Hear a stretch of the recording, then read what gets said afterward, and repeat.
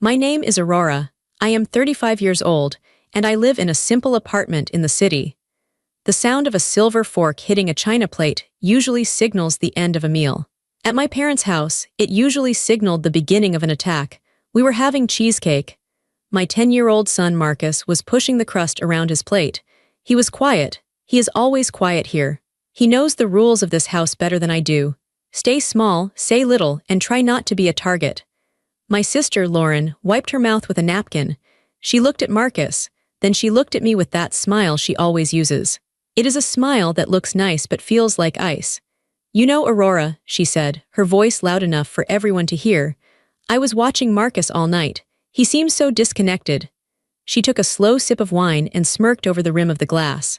"Maybe if your son had two parents, he wouldn't be such a mess."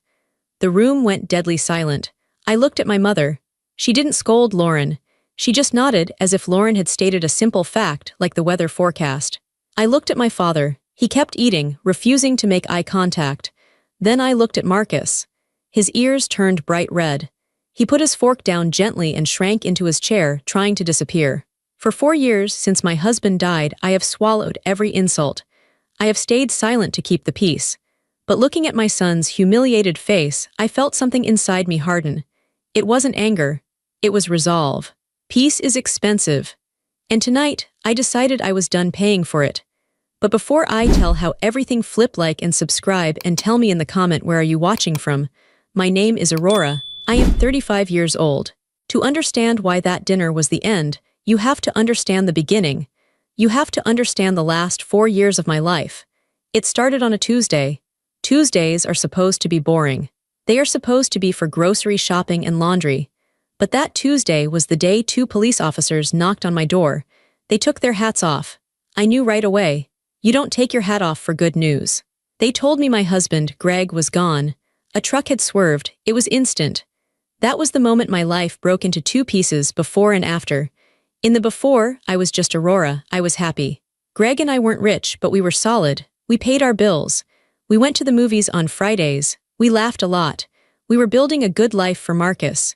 In the after, I became something else to my family. I became poor Aurora. I became a project. I became a charity case. At the funeral, my sister Lauren didn't hold my hand. She didn't ask me how I was breathing when it felt like there was no air in the room. Instead, she stood by the casket and told everyone how strong she was for supporting me.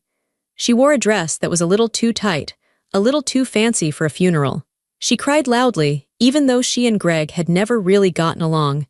She made sure everyone saw her tears. My mother patted my back. It wasn't a comforting pat. It was a heavy, rhythmic thud, like she was trying to burp a baby. "Don't worry, Aurora," she said in front of the neighbors. "We will make sure you don't end up on the street. We know Greg didn't leave you with much." She said it loud enough for the whole room to hear. Shame washed over me, hot and prickly. Greg had left me with life insurance. He had left me with love. But to them, without a husband, I was instantly a failure. For the next 4 years, this became the pattern. I moved into a smaller apartment. It was a choice. I wanted to save money. I wanted to be smart. I wanted to put money away for Marcus's college. But my family decided I moved because I was destitute. "Oh, look at this place," Lauren said the first time she visited. She didn't take off her shoes. She walked around my living room like she was afraid she might catch a disease from my floor. "It's so cozy, so compact. Good for you, Aurora, making do with less." "It has 2 bedrooms, Lauren." "It's fine," I said. "Of course," she said, giving me that pitying smile. "It's brave." They never asked to see my bank statements. They never asked about my job. I was working hard. I had gone back to work at the bank. I was climbing the ladder. I was good with numbers. I was good with people. But they didn't want to know that. They wanted the story of the struggling widow. It made them feel better about themselves. Every Sunday, we went to my parents' house for dinner. And every Sunday, it was a lesson in how to be small. They treated Marcus like he was broken, too. "Here, Marcus," my father would say, handing him $5. "Go buy yourself a candy bar. I know your mom can't do much for you right now." I wanted to scream. I bought Marcus candy. I bought him video games. I bought him new sneakers. But I couldn't say that. If I said that, I was being ungrateful. If I said that, I was being difficult. So I swallowed it. I swallowed the anger like a pill that got stuck in my throat. Lauren was the star. Lauren had a husband, David. David was in sales. He drove a big leased car. Lauren stayed home. She was a homemaker. According to my mother, this was the highest calling. Lauren had 2 kids, twins, a boy and a girl. They were perfect. They took piano lessons. They took French lessons. They wore matching outfits for holiday cards. Lauren is just so capable, my mother would say while we washed dishes. She keeps such a beautiful home. It's a lot of work managing success. Then she would look at me, scrubbing a pot. But you're doing your best, Aurora, we know that. My best was never enough. My best was invisible. The insults were never direct. That's the thing about polite cruelty. If you call them out on it, they call you crazy. They say you are too sensitive. For example, last Christmas, Lauren gave me a gift card to a grocery store.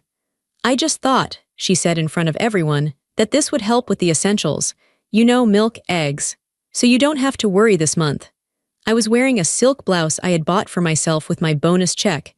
A bonus check that was $5,000. But I took the $50 gift card. I said thank you. See, my father said, nodding at Lauren.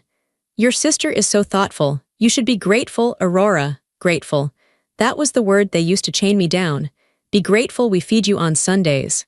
Be grateful we tolerate your sad little life. Be grateful we let you sit at the table with the winners.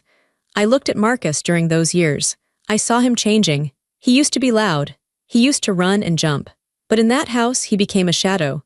He learned that if he spoke, someone would correct him. If he laughed, someone would tell him to settle down. He needs a father figure, David would say, clapping a hand on Marcus's shoulder, a little too hard. Boy needs to toughen up. He's too soft, too much time with his mother. Marcus would look at the floor. He would look at his shoes. It broke my heart every single week. But I kept going. I told myself it was for the family. I told myself that having grandparents was important for Marcus. I told myself that eventually they would see the truth. I was wrong. They didn't want the truth. They wanted the lie. The lie made them feel powerful. The lie made Lauren feel like a queen and me like a peasant. And I let them do it. For 4 long years, I let them do it. Until tonight.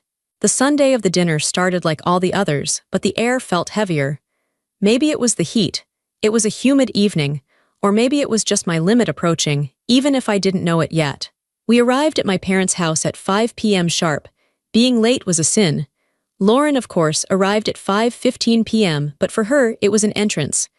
Traffic was a nightmare, Lauren announced, breezing through the door. She tossed her keys on the side table. She didn't apologize. She just expected us to be happy she had arrived. David followed her, carrying bottles of wine.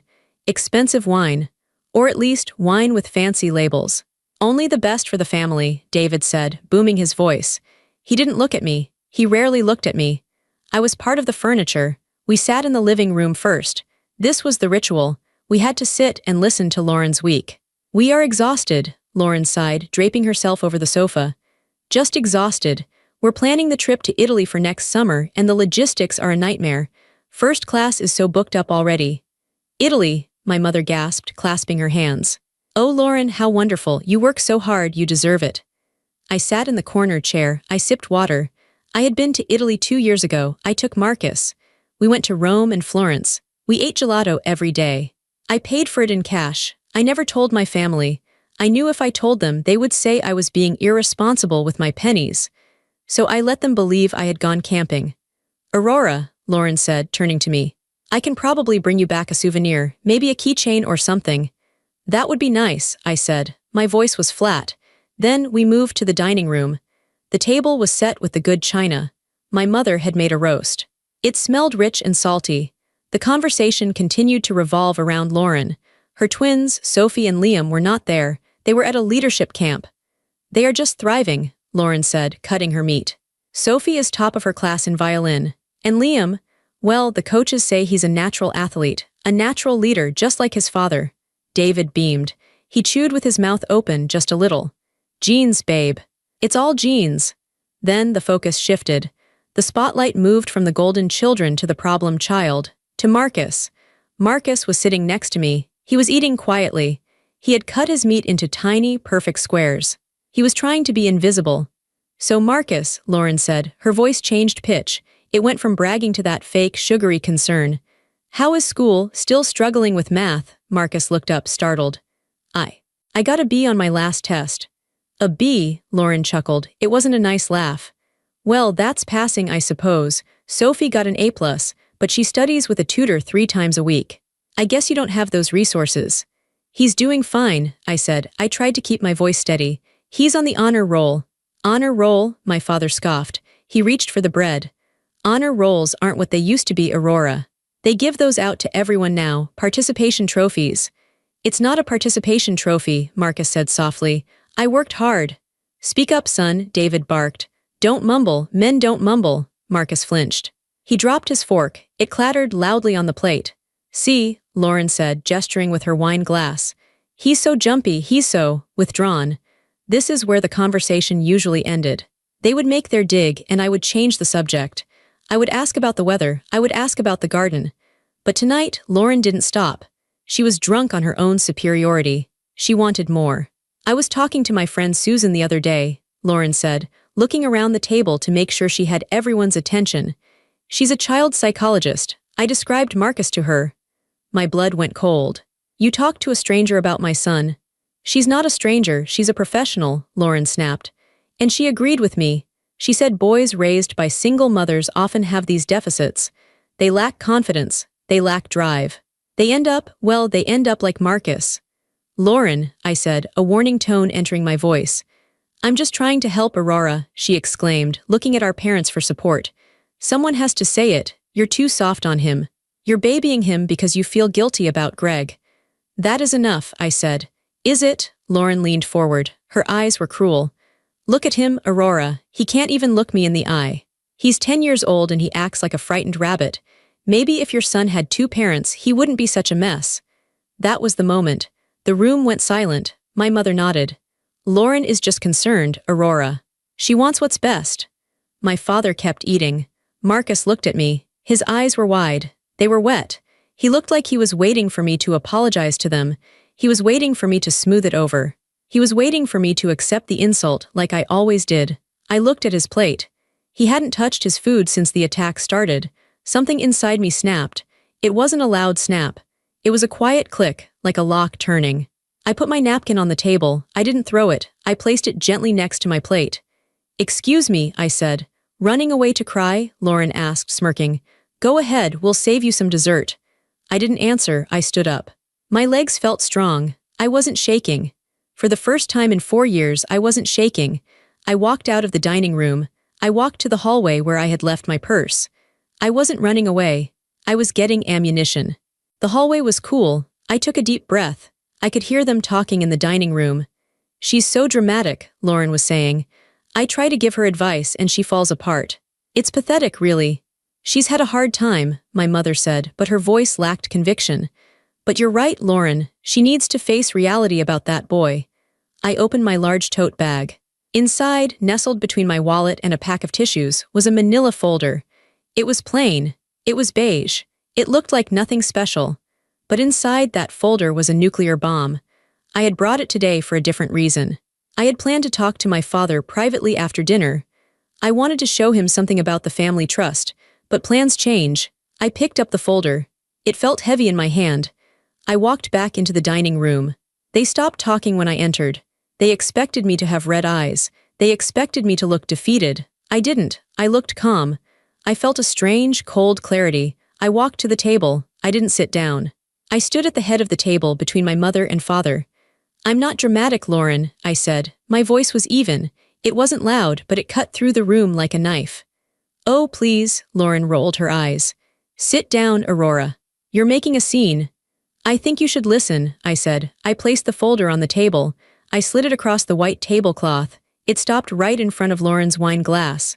What is this? She asked. She looked at it with disgust. More sketches from Marcus. I don't need. Open it, I said. Lauren looked at David. David shrugged. He looked bored. Lauren sighed an exaggerated theatrical sigh. She opened the folder. The first page was a letter. It had a red stamp on it. Lauren looked at it. She frowned. She squinted, then her face changed. The smirk vanished. Her skin, usually tanned and glowing, turned a pale, sickly gray. What? She started. Her voice wavered. Where did you get this? Read it, I said. She didn't read it. She slammed the folder shut. This is private, she screamed. How dare you, David, she... What is it? My father asked. He put his fork down. Lauren, what is going on? Nothing, Lauren yelled. She put her hand over the folder. It's nothing. Aurora is just snooping. She's jealous. I reached out and flipped the folder open again. I pointed to the document. It's a foreclosure notice, I said. I looked at my parents. Lauren and David haven't paid their mortgage in 3 months. The bank has started proceedings to take their house.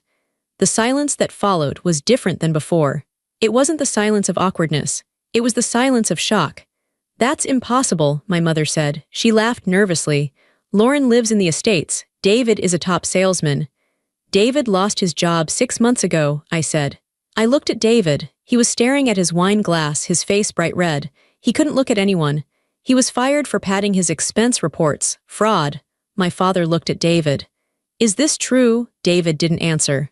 He just drank the rest of his wine in one gulp. And Lauren, I continued, keeping my eyes on my sister. You aren't planning a trip to Italy. You maxed out your credit cards 2 months ago trying to keep up appearances. You can't even afford the gas to get to the airport. Shut up, Lauren shrieked. Tears started to stream down her face. Not fake tears this time, real, ugly tears of panic. You don't know anything, we just had a cash flow issue. It's temporary. It's not temporary, I said. I saw the numbers, you are drowning. My mother looked like she was going to faint. But the perfect household, the violin lessons, the clothes. All debt, I said. All bought with money they don't have, to impress you, to make me feel small. I looked at Marcus. He was watching me with wide eyes. He wasn't scared anymore. He looked impressed. You called my son a mess, I said to Lauren. You called him broken because he doesn't have a father, but at least he has a home that is paid for, a home that isn't built on lies. You think you're so smart, Lauren spat, just because you found some papers. You're still a nobody, Aurora. You're still the poor widow living in a shoebox. I smiled. It was a cold smile. Am I asked. I reached into the folder and pulled out the second document. The second document was a spreadsheet. It was a printout from my bank. I held it up. Do you know why you haven't been evicted yet, Lauren? I asked. She stared at me, her mouth open. Her mascara was running down her cheeks. She looked like a melting wax doll. Because the bank made a mistake, she whispered. No, I said. Banks don't make mistakes like that. You haven't been evicted because someone has been paying the minimum balance on your arrears for the last 4 months. Someone paid $1,200 a month to keep the wolves away. I dropped the paper on top of the foreclosure notice. It was me, I said. My mother gasped. You, Aurora. But you don't have any money, my father said, confused. We have to give Marcus $5 for candy.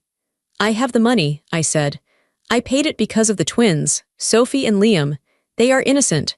I didn't want my niece and nephew to come home from school and find a padlock on the door. I did it for them, not for you.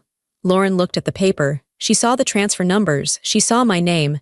You knew, she whispered. You knew this whole time, and you let me sit here and brag. You let me talk about Italy. I let you dig your own hole, I said. I was waiting for you to show a single ounce of kindness. Just one moment where you treated me or my son with respect. If you had been kind, I would have kept helping. I would have helped you figure this out. I paused. I looked at Marcus. I remembered the way he shrank in his chair when she called him a mess. But you weren't kind, I said. You were cruel. You used my son's pain to make yourself feel big. I took a deep breath. This was the part that was going to hurt them the most. This morning, I said, my voice steady, I called the bank.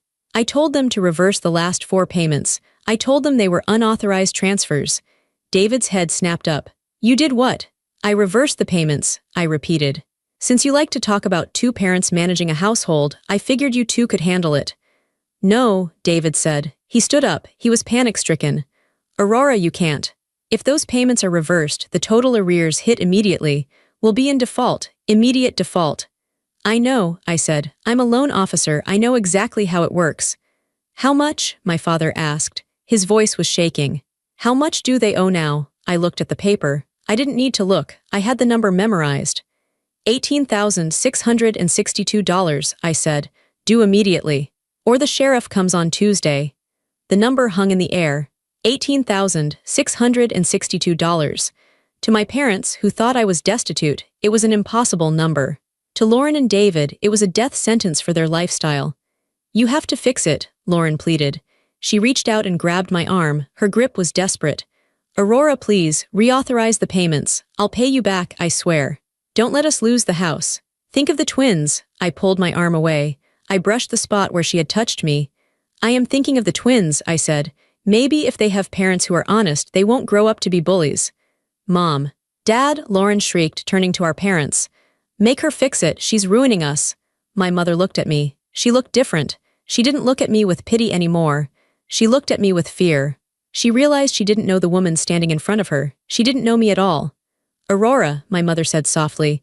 This is too harsh. We are family.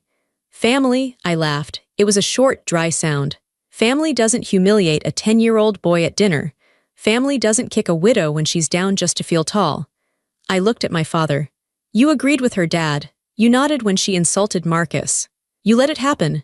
He looked down at his plate. He couldn't meet my eyes. So don't talk to me about family, I said. The only family I have to worry about is standing right there. I pointed to Marcus. And Marcus, I said, looking at my son, is done being your punching bag.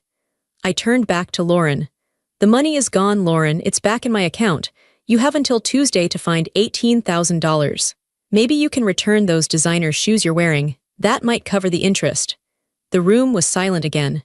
But this time, I wasn't the victim. I was the one holding the cards. And I wasn't done yet. I had one more truth to tell. The truth about who I really was. The silence in the room was heavy. It felt like the air had been sucked out. Lauren was still staring at the bank papers, her face pale. David was looking at the floor, defeated. My parents were looking at me like I was a stranger who had just walked in off the street. But I wasn't done. The money was just the beginning. The money was the weapon I used to get their attention. Now that I had their attention, I was going to talk about what really mattered. I turned my back on Lauren and looked at my mother. You are shocked about the money, I said. You are shocked that Lauren is broke and I am the one paying her bills. But you shouldn't be shocked, you should be ashamed. My mother blinked. Ashamed, Aurora, we didn't know. I'm not talking about the money, I interrupted her. My voice was calm, but it felt hot in my throat. I am talking about Marcus. I walked over to Marcus's chair. I put my hand on his shoulder. He flinched at first, then he relaxed. He leaned into my side. He needed to know I was there. He needed to know I wasn't going to let them hurt him anymore. For 4 years, I said, looking around the table, I have sat in this room and watched you tear my son apart. You didn't use fists. You used words. You used looks, you used silence. We love Marcus, my father said weakly. He's our grandson. Do you? I asked. Do you love him, or do you tolerate him? I pointed at Lauren. Tonight, you said he was a mess. You said he was half a family. You said that because his father died, he is broken. Lauren sniffled. She wiped her nose with a napkin. I was concerned. It's not normal for a boy to be so quiet. He is quiet because he is afraid of you, I said. He is quiet because every time he speaks, you correct him, you compare him to your children, you make him feel small so you can feel big. I took a deep breath. I was about to say something I had never told anyone. It was a secret that hurt me every single day. Last month, I said, my voice trembling just a little, Marcus came into my room at 2 in the morning. He was crying. I looked down at Marcus. He was looking at his hands. I squeezed his shoulder gently. He asked me a question, I continued. He asked me if his dad died because he was a bad kid. He asked if God took his father away as a punishment. My mother gasped. Her hand flew to her mouth. Oh no, that's terrible. Yes, it is terrible, I said. But do you know why he thought that? He thought that because of you, because of this family. I looked at David. You told him he needed to man up. You told him he was soft. You made him feel like his grief was a weakness. You made a 10-year-old boy feel like he wasn't enough of a man to deserve a father. David shifted in his chair. He looked uncomfortable. I was just trying to help the boy. He needs guidance. He doesn't need your guidance, I snapped. You are a liar and a fraud who can't even pay his own mortgage. What can you possibly teach my son about being a man? David's face turned purple.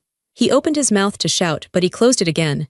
He knew I had the proof in the folder. He had no power here anymore. I turned back to Lauren. She was crying now. It was a soft, pitying cry. I didn't mean it like that, she sobbed. I just wanted him to be happy. I wanted him to be like Sophie and Liam. He will never be like them, I said. And thank God for that. My son is kind. My son is gentle. My son shares his lunch with kids who don't have food. He doesn't need to be loud to be strong. He doesn't need to brag to be important. I looked at my parents. You let this happen, I said. Every Sunday. You watched Lauren make fun of his clothes. You watched David make fun of his grades, and you did nothing. You nodded, you laughed. We didn't want to cause a fight, my father said. We wanted peace. You wanted peace for yourselves, I said. You didn't care that your peace was costing my son his self-esteem. You sacrificed Marcus so you could pretend everything was perfect. I felt a tear run down my cheek. I wiped it away angrily. I wasn't crying for me. I was crying for the years we had wasted trying to please these people. Marcus asked me if he was half a family, I said, because you told him that. You told him that without a dad, he is incomplete. I leaned down and looked Marcus in the eye. I wanted him to hear this. I wanted everyone to hear this. We are not half a family, I said clearly. We are a whole family. Just me and you, we are enough, we have love, we have truth, and that is more than anyone at this table has.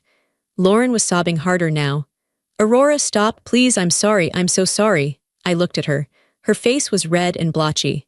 For the first time in her life, she looked small. You're not sorry you hurt him, I said coldly. You're sorry I exposed you. You're sorry you need money. There is a difference. I stood up straight. I felt tall. I felt like a weight had been lifted off my chest. I am done defending him to you, I said. I am done explaining why he is quiet. I am done apologizing for his existence. He is perfect exactly the way he is. The room was silent. No one ate. No one drank. The roast beef sat cold on the platter. The expensive wine sat untouched in the glasses. I had broken the rules. I had shattered the picture of the happy family, and I didn't regret it for a second. My mother looked at me with confusion. She was trying to put the puzzle pieces together in her head. She looked at the foreclosure notice. Then she looked at my simple dress. Then she looked at my face. But Aurora, she said, her voice shaking. I don't understand. If you were paying Lauren's mortgage, where did you get the money? We thought you were struggling. You thought I was struggling because you wanted me to struggle, I said. It fit your story. Lauren was the success and I was the tragedy. It made you feel comfortable. I walked back to the head of the table. I picked up my glass of water and took a sip. It was cool and refreshing. I am not a bank teller, Mom, I said. I haven't been a teller for 3 years. But you work at the bank, my father said. You said you work at the branch downtown. I do work at the branch downtown, I said. I am the regional senior loan officer. I manage a portfolio of over $50 million. I approve loans for businesses. I approve mortgages for houses 3 times the size of this one. My father's jaw dropped. Senior loan officer, but you never said. I tried to tell you, I said. 2 years ago when I got the promotion, I came to dinner. I was so excited. I brought a bottle of champagne. I looked at Lauren. Do you remember that night, Lauren? Lauren didn't look up. She shook her head. I remember, I said. I started to tell everyone my good news, and you interrupted me. You started talking about how Sophie got a solo in the choir. You talked for 20 minutes. By the time you were done, everyone had forgotten I had something to say, so I put the champagne back in my bag and I took it home. We didn't know, my mother whispered. You didn't ask, I said. You never asked, you assumed. You saw me wearing simple clothes, so you assumed I was poor. You saw me driving an older car, so you assumed I couldn't afford a new one. Why didn't you buy a new car? David asked. He sounded bitter. If you're making so much money, why do you drive that junk? Because I don't care about cars, I said. I care about security. I care about my son's future. I looked at my parents. I wanted them to understand the magnitude of their mistake. I make 6 figures, I said. I make more than David made even when he had a job. I make more than both of you combined. The silence in the room changed again.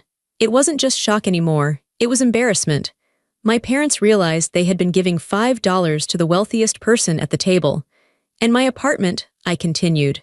The shoebox you all laugh at. The one Lauren called cute and cozy like it was a dollhouse. It's a rental, Lauren mumbled. It's just an apartment. I own it, I said. I bought it 3 years ago. I paid cash. I don't have a mortgage. I don't have rent. I own every inch of it. My mother looked like she was going to be sick. You own it outright? Yes, I said. And I could buy a house in the estates if I wanted to. I could buy a house next to Lauren's. But I don't want to live in a big empty house just to impress people I don't like. I chose a small place so I could save money for Marcus, so I could travel with him, so we could be free. I looked at David. That's what real success looks like, David. It's not a leased BMW. It's not a trip to Italy on a credit card. It's freedom. It's knowing that if I lose my job tomorrow, my son and I will still be fine. We will never be on the street. I saw the realization hit them. They had spent 4 years looking down on me. They had treated me like a charity case. They had felt superior because they had things and I didn't. But now they knew. The things were fake. Lauren's life was a house of cards. My life was built on stone. Why didn't you tell us? My father asked. There was hurt in his voice. Why did you let us treat you like that? I wanted to see who you really were, I said. If I had told you I had money, you would have treated me better. You would have respected me. But it would have been fake. You would have respected the money, not me. I paused.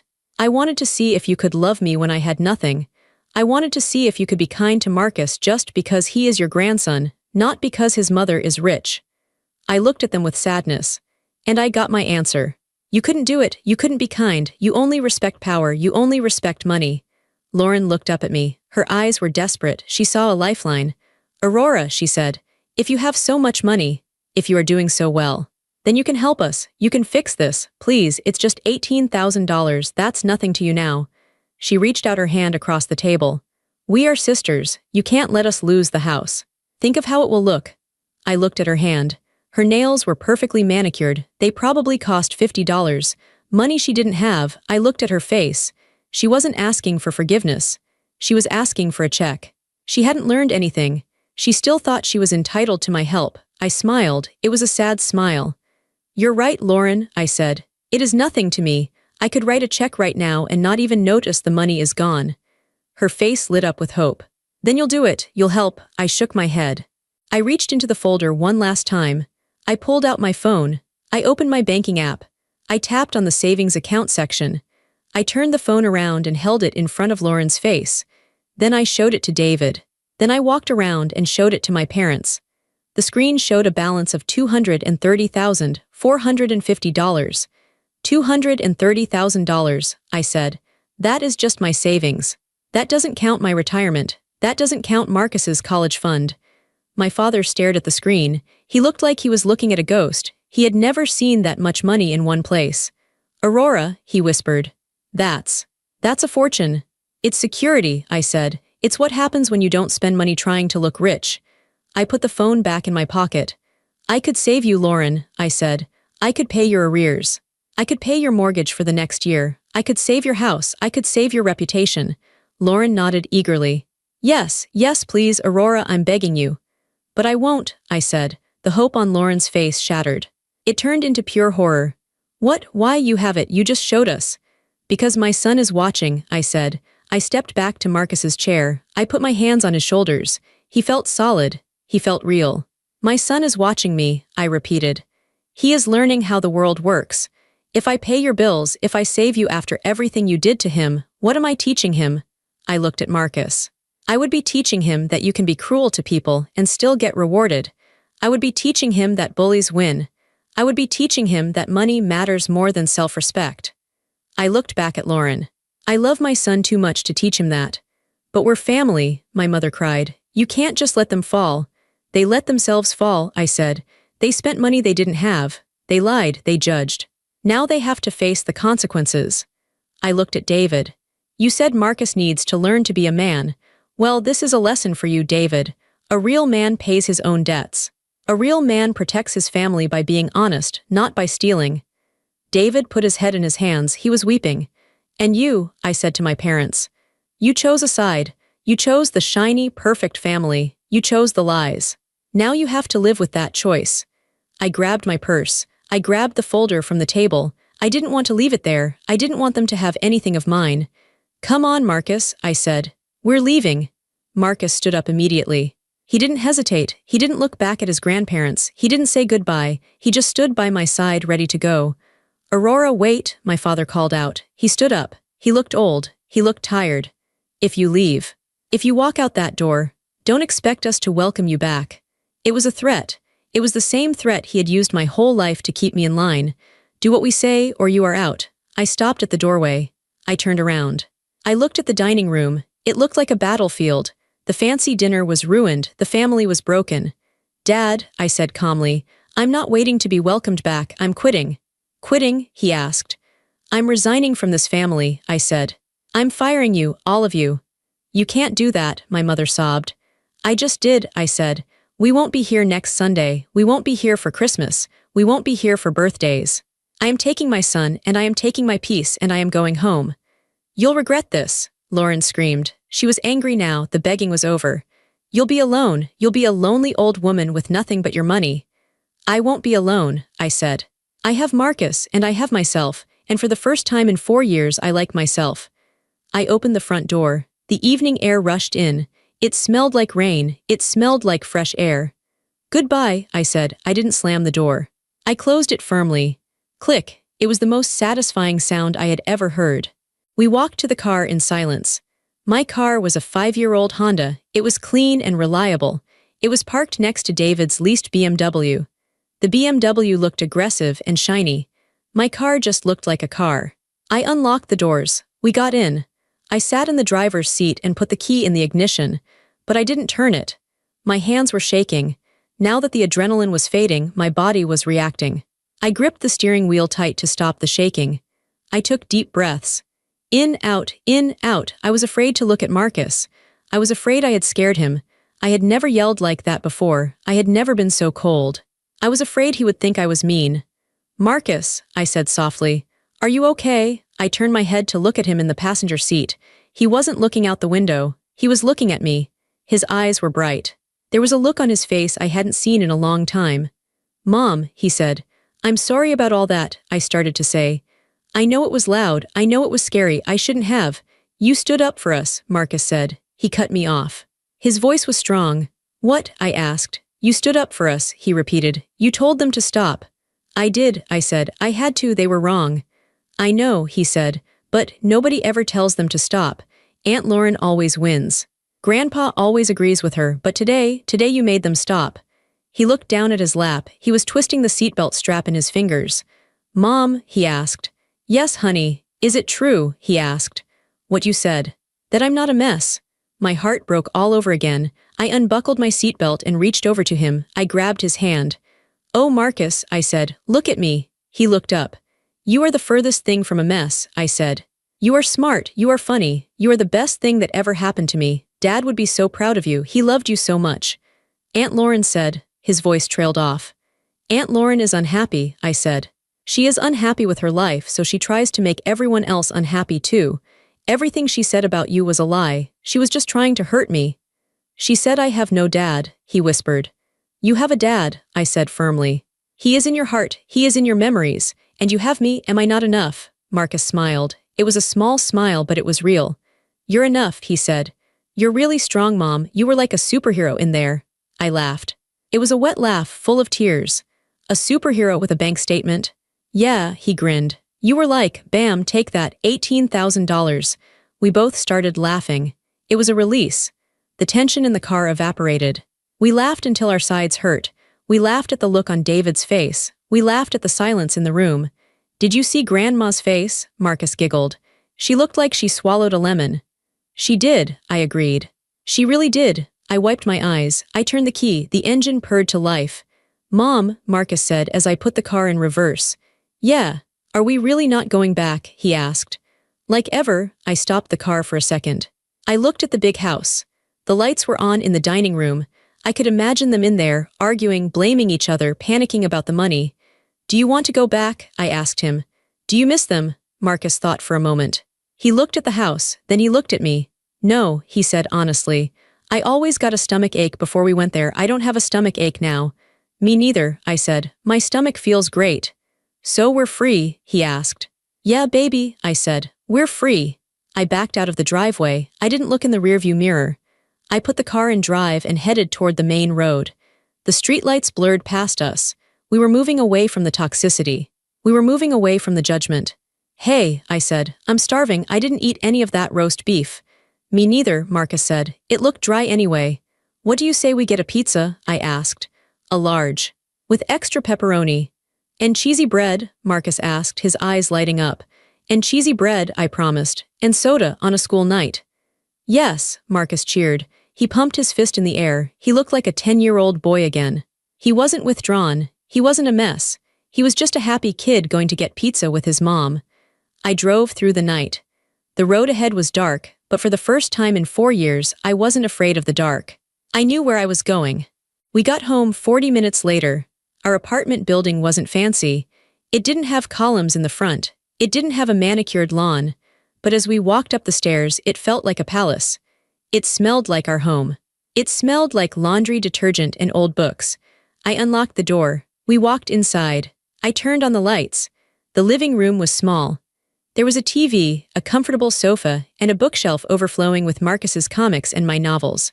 "Home sweet home," Marcus said. He kicked off his shoes and ran to the couch. "Wash your hands," I called out. "Pizza will be here in 20 minutes. I walked into my bedroom to change. I took off the dress I wore for my parents. I put on my sweatpants and an old t-shirt. I looked in the mirror. I looked different. My shoulders weren't hunched. My face wasn't tight with worry. I looked younger. I thought about Lauren. Right now, she was probably screaming at David. They were probably looking for things to sell. They were terrified of Tuesday. I felt a twinge of guilt, just a small one. I had the power to stop their pain. I could write that check. But then I remembered the smirk. Maybe if your son had 2 parents, he wouldn't be such a mess. The guilt vanished. I wasn't punishing them. I was letting them experience the reality they had created. I was letting them grow up. I walked back into the living room. Marcus was already setting up the movie. He had picked an action movie, something loud and fun. "Mom, come sit." He patted the spot next to him. I sat down. He leaned his head on my shoulder. "You know," he said, watching the opening credits, "I'm glad you have money." "Yeah," I asked. "Why? Not because we can buy stuff," he said, "but because you don't have to worry. I hate it when you worry." "I won't worry anymore," I said. "I promise." The doorbell rang. It was the pizza. We ate on the floor. We ate right out of the box. We drank soda. We laughed at the movie. It was a simple night. It was exactly the kind of night my family would look down on. They would say it was common. They would say it wasn't proper. But it was perfect. I looked around my small apartment. I realized that my family had been wrong about everything. They thought a big house made a happy family. They were miserable in their mansion. They thought money bought respect. They had no respect for anyone, not even themselves. They thought I was weak because I was alone, but I wasn't weak. I had carried the weight of their judgment for 4 years and I hadn't broken. And when the time came, I protected my son. I looked at Marcus.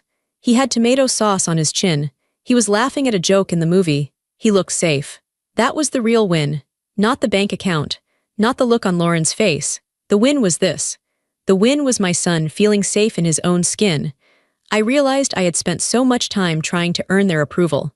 I wanted my mother to say, "Good job." I wanted my father to say, "I'm proud of you." I was never going to get that, and that was okay, because I didn't need it. I was proud of myself. After the movie, I tucked Marcus into bed.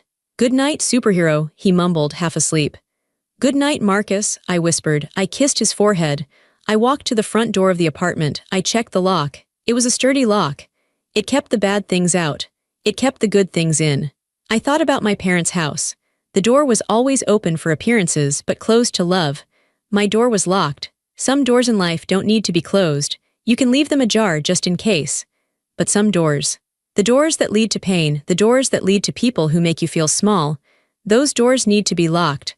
I turned the deadbolt. Click. I wasn't locking the world out. I was locking my peace in. I turned off the hall light and walked into the darkness, smiling. I had never felt lighter in my life.